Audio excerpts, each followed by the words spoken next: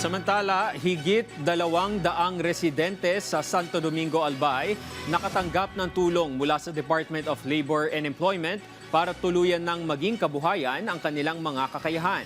Ito ay sa ilalim ng Graduation Approach DOLE Integrated Livelihood Program.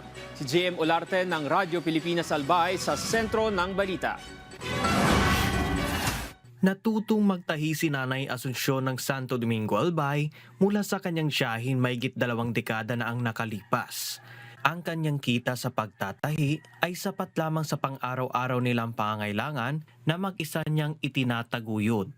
Kaya naman, labis ang kanyang pasasalamat nang mapili siyang benepisyaryo ng sewing machine mula sa Department of Labor and Employment o DOLE na magagamit niya sa pagpapalago ng kanyang kabuhayan. Wala talaga akong mapagkakitaan na iba, nasa bahay lang, single parent. Napakalaking tulong po sa amin, lalo na sa amin na hindi namin kayang bumili ng gamit. Through DOLE, nakakuha kami ng gamit na mapagkukunan sa amin pang-araw-araw na pangangailangan.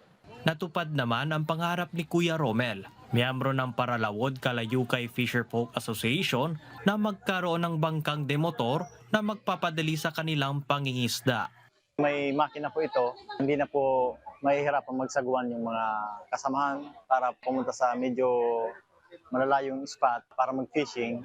Nagpapasalamat po kami ng marami sa DOLE, sa LGU. Asahan po nila na pagyayamanin po namin ito para po makatulong po sa araw-araw na kabuhayan namin. Isa lamang sina Nanay Asunsyon at Romel sa 219 na mga benepisyaryong tumanggap ng livelihood tools at equipment sa ilalim ng Graduation Approach DOLE Integrated Livelihood Program. Kabuang 9.26 million pesos na halaga ng mga kagamitan ang ipinamahagi para sa iba't ibang uri ng kabuhayan tulad ng baking, dressmaking, carpentry, food processing, fishing at welding bilang bahagi ng layunin ng programa na makatulong sa mga benepisyaryong magkaroon ng mas matatag na pinagkakakitaan. At para matiyak na magtuloy-tuloy ang pag-unlad ng kabuhayan ng mga benepisyaryo, bubuo ng kooperatiba ang LGU sa bawat barangay. Imomonitor ta kung talagang nagagamit maayos and talagang mas ma-develop sa indang mga kakayahan na mapalaguan sa indang mga negosyo. Kita na po mismo ang magibukayan. Maka-create kita, kooperatiba, and sa tabang man ka sa tuyang mga peso and sa tuyang barangay affairs, katuwang ta po ang sa tuyang mga barangay officials, mga kapitan.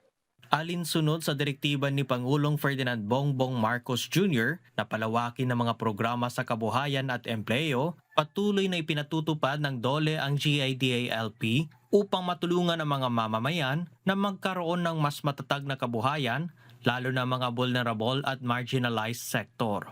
Mula rito sa Albay, para sa Integrated State Media, JM Olarte ng Radyo Pilipinas, Radyo Publiko.